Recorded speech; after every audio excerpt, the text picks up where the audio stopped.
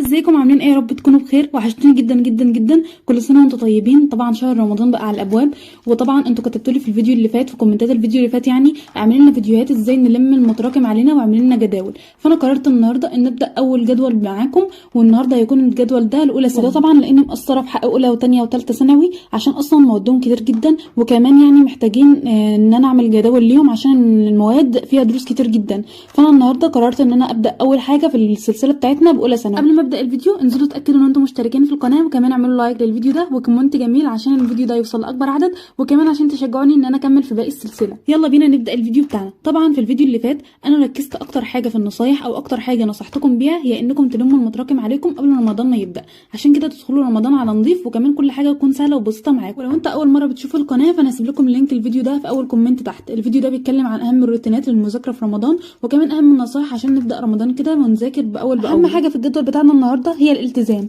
لان الالتزام مهم جدا ان احنا نكمل في المواد اللي عندنا، لان المواد كتير وكمان الحاجات المتراكمه عليك ممكن تكون كتير، فالمواد كتير وكمان الوقت قليل، فعايزين كده نلتزم عشان نلحق كل حاجه ونلحق الوقت اللي معانا. عشان كده لازم نقلل من استهلاك السوشيال ميديا الفتره دي على قد ما نقدر، وكمان ما نضيعش وقتنا في اي خروجات او اي حاجه ملهاش لازمه الفتره دي. نحاول كمان على قد ما نقدر نبعد عن اي مشتتات، ونذاكر في مكان هادي، ونرتب المكتب بتاعنا كده ونخلي فيه مكان مخصص للمذاكره. لو احنا ما عندناش مكتب نحاول ان احنا نعمل اي جزء كده او اي بارت كده في البيت نحاول ان احنا نذاكر فيه، لان المكان الهادي هيساعدك ان انت تحافظ على وقتك وكمان تركز اكتر. كده في الفيديو ده انا بدات لكم بترتيب المكتب بتاعي الاول، وكمان بترتيب وتنظيم كل حاجه قبل ما نبدا نكتب الجدول، وقبل كمان ما نبدا في اي حاجه هقولها. طبيعي انك تحس بالاحباط، وانك كمان تحس ان انت مش عاوز تستمر ولا عاوز تبدا، وان حاجات كتير جدا متراكمه عليك وان الوقت مش هيكفي. ده طبيعي جدا، بس اللي مش طبيعي ان انت تستسلم بسهوله، وان انت حتى كمان ما تحاولش ان انت تبدا في المتراكم عليك، وان انت كمان كل يوم حتى تخلص ولو جزء صغير. ولازم كمان تبدا تقسم وقتك صح، وتركز على المواد اللي انت عندك تراكم اكبر فيها، وكمان تبدا بالاهم بعدين تبدا بالمهم، وكمان تستخدم فيديوهات من اليوتيوب اللي انا هرشحها لكم في الفيديو ده باذن الله، ونحل اسئله كتير جدا عشان الاسئله بتساعدنا كده ان احنا نحس ان احنا قادرين ان احنا نلم المتراكم علينا، وكمان نحل كده ويبقى عندنا ثقه في نفسنا اكبر. ممكن كمان نستعين بالمدرسين بتوعنا وهم يراجعوا لنا كمان الاجزاء اللي هي واقفه علينا، وكمان هنركز على الفهم اكتر من الحفظ في الجدول ده، لان الفهم بيساعدنا ان احنا نذاكر بسرعه، وكمان هيسهل علينا الحفظ بشكل كبير، وكمان الفهم هيبدا يوفر لكم وقت اكبر ان انتوا تراجعوا وتذاكروا فيه اي ماده تانية. وكل ما تبدا بدري كل ما تنجز بدري، وكمان قسموا وقتكم على الايام اللي عندكم. يلا حضروا كشكولكم الجميل وكمان الاقلام بتاعتكم الملونه الجميله عشان هنبدا الجدول مع بعض، وانتوا كمان هتكتبوا معايا الجدول بعد ما نخلص. اول حاجه بدات اعملها هو اني كتبت اسم الجدول فوق، وبعدين بدات امسك المسطره واكتب الخانات اللي عندي، وعملت 6 خانات للمواد اللي عندنا، وطبعا 6 خانات ب6 مواد ب6 ايام، يعني احنا هنلم كل المواد اللي عندنا والحاجات المتراكمه علينا في 6 ايام بس، عشان زي ما قلت هنقسم المواد والحاجات المتراكمه علينا على كل يوم، او كل 6 ايام دول هنقسم عليهم المواد كلها، وبعدين هنقسم المواد المتراكمه علينا، هنكتب الحاجات المتراكمه علينا في ورقه لوحدها زي ما انا هوريكم دلوقتي، هوريكم كل حاجه بالتفصيل، وبعدين هنبدا نحط الحاجات دي في الايام. واول خانه في الجدول معانا هي اليوم، تاني خانه كتبت فيها الماده، واللي طبعا هنكتب قبلها على طول قبل اليوم كل حاجه هنذاكرها وكل المواد او كل الدروس اللي احنا هنذاكرها ومتراكمه علينا. انتوا كمان هتبداوا تكتبوا الايام زي ما انا كتبتها كده، بدايه من اليوم الاول لليوم الثاني واليوم الثالث واليوم الرابع واليوم الخامس واليوم السادس، زي ما اتفقنا يبقوا 6 ايام بس. وبعدين بقى نبدا نكتب الايام وكمان الدروس المتراكمه علينا في كل يوم من الايام دي، بحيث ان احنا نقسم المواد على الايام. واول يوم معانا في اليوم الاول هنراجع ماده العربي، وهنلم الحاجات المتراكمه علينا في العربي، وهنحل حاجات كتير واسئله كتير على النصوص والقراءه والنحو، لانهم اكتر الحاجات اللي بتوقعنا في الحل وفي الدرجات، وعشان العربي فروعه كبيره جدا وكتير عشان كده عملت لكم في اليوم الاول. اليوم الثاني بقى هندرس فيه او هنذاكر فيه العلوم المتكامله، وهنحل اسئله كتير جدا على العلوم المتكامله، لان فيها دروس كتيره جدا وكلكم بتشتكوا منها، عشان كده عايزين نركز عليها في اليوم الثاني، وكمان ده وقت كبير جدا. العلوم المتكامله كبيره جدا عشان كده رشحتها لكم تحطوها في اليوم الثاني في الجدول، عشان طبعا نحط الحاجات اللي هي متراكمه علينا في كل حاجه في العلوم المتكامله، عشان الدروس بتاعتها كتيره، وكمان الدروس بتاعتها يمكن كمان طويله شويه، وعشان كده هسيب لكم فيديوهات تراجعوا منها على المتراكم عليكم في العلوم المتكامله، عشان هتساعدكم ان انتوا تفهموا اكتر، وكمان ان انتوا تفهموا وتحفظوا بسرعه. اليوم الثالث هناخد معانا ماده الرياضه، نلم الحاجات المتراكمه علينا في الرياضه، ونحاول ان احنا نراجع على كل فرع فيها، عشان الرياضه بتبقى كلنا طبعا مراكمين فيها حاجات، لانها طبعا بتعتمد على الفهم. الرياضه بتعتمد على الفهم، لازم طبعا احنا بنراجع عليها نسمع فيديوهات الشرح من تاني، عشان كده رشح لكم شويه فيديوهات في الفيديو ده باذن الله بعد ما اخلص الجدول هتلم لكم كل الحاجات المتراكمه عليكم في الرياضه، والفيديوهات دي هتساعدكم ان انتوا تراجعوا على كل فروع الرياضه.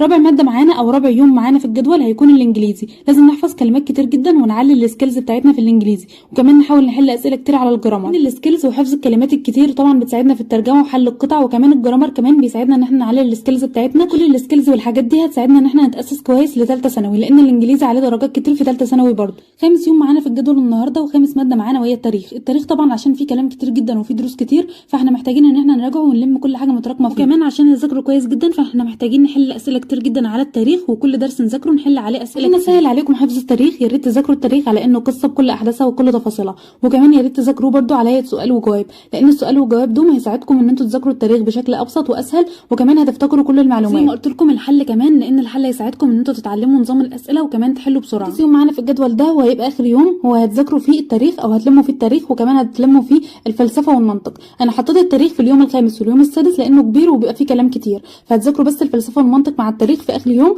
لان الفلسفه والمنطق بتبقى سهله يعني، والكلام بتاعها بيتحفظ بسهوله. وبالنسبه للفلسفه والمنطق، بعد ما تحددوا الحاجات اللي انتم مرقمينها فيها، هتبداوا على طول ان انتوا تسمعوا فيديوهات شرح للحاجات اللي انتم مرقمينها، وبعدين على طول تبداوا ان انتوا تقراوا الدرس وتحفظوه كويس وتحلوا اسئله كتير جدا عليه عشان تثبتوا المعلومات، وكمان تثبتوا لنفسكم ان انتوا حفظتوا كده الدرس. بعد ما انا كتبت الجدول وظبطته، بدات ان انا اعلم بالوان الماركر على الحاجات المهمه اللي فيه، وكمان بدات ان انا اكتب جمل تحفيزيه كده ليكم كمان ان انتوا تكتبوها بعد ما تخلصوا الجدول. وبعد ما خلصت وكتبت الجدول، بدات على طول ان انا اظبط الخط فيه، وكمان بدات اعلم بالماركر على الحاجات المهمه، وكمان زينت الجدول وكتبت كذا جمله تحفيزيه كده عشان تحفزكم وانتوا بتذاكروا، وكمان كل يوم تفتحوا كده الجدول بتاعكم وتشوفوا الحاجه اللي عليكم النهارده عشان تخلصوها، وتبصوا كده او تقراوا الجمله التحفيزيه تحفزكم على طول، وتحسوا ان انتوا متحمسين كده وعندكم شغف. بس في حاجه مهمه جدا هعملها معاكم في الفيديو ده، مهمه جدا ومرتبطه بالجدول بتاعنا عشان نقدر نلم المواد بشكل كويس. الحاجه المهمه دي هي الصفحه الموجوده قبل الجدول بالظبط، والصفحه دي هنكتب فيها كل الحاجات المتراكمه علينا في كل ماده. هنبدا نكتب الست مواد اللي عندنا. اول حاجه العلوم المتكامله، وبعدين نكتب الرياضه، وبعدين نكتب التاريخ، وبعدين نكتب العربي، وبعدين نكتب الانجليزي، وبعدين نكتب الفلسفه والمنطق.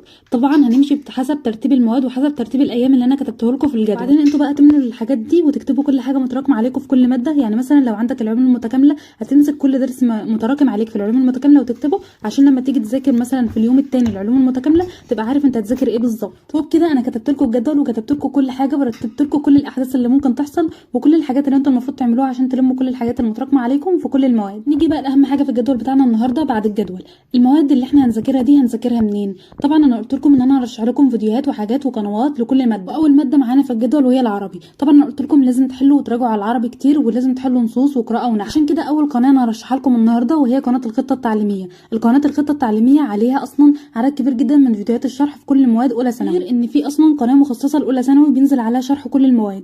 تاني قناه طبعا هي قناه بسطناها لك. القناه عليها عدد كبير جدا برده من الفيديوهات اللي تساعد كل الطلاب، يعني سواء اولى او ثانيه او ثالثه هتلاقوا مستر محمد شرح حاجات كتير جدا على القناه. تاني ماده معانا في الجدول وهي العلوم المتكامله. طبعا انا قلت لكم لازم تحلوا كتير جدا في العلوم المتكامله، ولازم تراجعوها وتذاكروها كويس جدا، لان اسئلتها بتعتمد على الفهم وكده، واسئلتها بتعتمد طبعا وبتيجي كلها في الامتحان تريكات.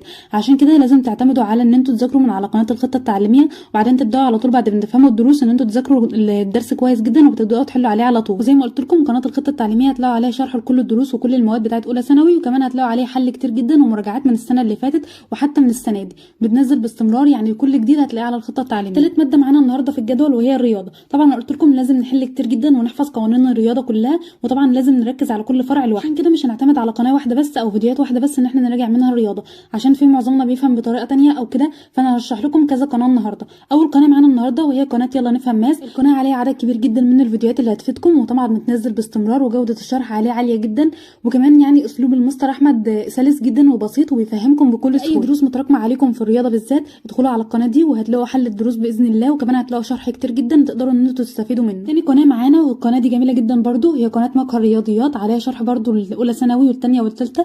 القناه عليها عدد كبير جدا من الفيديوهات وهتقدروا برده تستفيدوا، وبتشرح باستمرار وكمان بتحل على كل الوحدات يعني وكل الفروع. طبعا زي ما قلت لكم قناه الخطه التعليميه معانا اساسي، لو انتوا احتجتوا اي حاجه ممكن ترجعوا للقنوات دي، وعلى حسب بقى كل واحد فيكم بيرتاح لايه بالظبط. رابع ماده معانا النهارده وهي الانجليزي. وطبعا انا قلت لكم ان انتوا لازم تحفظوا كلمات كتير، وكمان لازم تحلوا اسئله جرامر وتعالوا السكيلز بتاعتكم في الانجليزي عشان تبقوا متاسسين كده لثالثه ثانوي. عشان كده هرشح لكم بعض القنوات النهارده اللي هتعلي مستواكم في الانجليزي، وكمان هتلم لكم كل الحاجات المتراكمه عليكم. واول قناه معانا النهارده هي قناه مستر عمرو رجب. القناه عليها عدد كبير جدا من الفيديوهات اللي بتشرح مناهج الانجليزي اولى ثانوي، وكمان عليها عدد كبير جدا من الفيديوهات اللي انتم ممكن تتاسسوا فيها لثالثه ثانوي.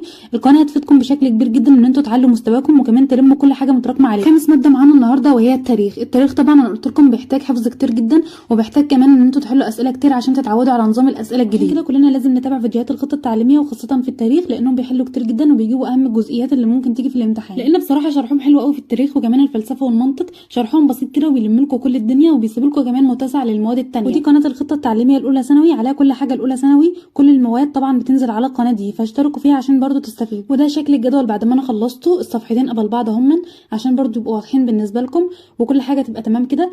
طبعا يعني انا كتبت حاجات برضو تانية وظبطت حاجات تانية عشان برضو كنت اتلخبطت اتلخبطت وانا بكتب، انا اتلخبطت وكتبت الجغرافيا غصب عني، واصلا الجغرافيا مش عليكم فانا كتبتها بالغلط، فعملت عليها بالكوركتور وما عادتش باينه يعني. جدول ما شاء الله الله اكبر جميل جدا وكل حاجه واضحه فيه كده ويعني مبهج، وخاصه ان انا زينته تاني بالالوان وكتبت برده بعض الستيكي نوتس وبعض النوت الجميله، وكتبت برده جمل تحفيزيه في الستيكي نوت دي، فحاجه كده مبهجه. فانتوا كمان حاولوا تنقلوا الكلام اللي انا كاتباه بالظبط وهتعملوا نفس الالوان ونفس كل حاجه كده عشان يبقى مبهج بالنسبه لكم، وكمان اكتبوا كمان الجمل التحفيزيه اللي انا كتبتها لكم في الفيديو ده عشان برده تحمسكم كده كل يوم ان انتوا تكملوا وتراجعوا كل المواد. وكمان حاولوا ان انتوا تلتزموا كده وتذاكروا بالجدول اللي انا قلت لكم عليه ده عشان هيلم لكم كل المواد، هتبقوا مرتاحين جدا وانتوا بتلموا المناهج بعد كده هتكونوا داخلين رمضان مستعدين وكمان مرتاحين نفسيا قوي لانكم مش هتبقوا مراكمين اي حاجه عليكم. وبس كده، اتمنى الجدول يكون عجبكم، وكمان اكتبوا لي رايكم في الكومنتات عشان تشجعوني ان انا اعمل فيديوهات اكتر، وكمان يا ريت ان انتوا تكتبوا لي اي حاجه انتوا محتاجينها الفتره اللي جايه في الكومنتات، وانا هعمل لكم فيديوهات ان شاء الله وهرد عليكم كل حاجه انتوا محتاجينها، وانا هعمل لكم الفيديو اللي جاي باذن الله اللي انتوا محتاجينه كله.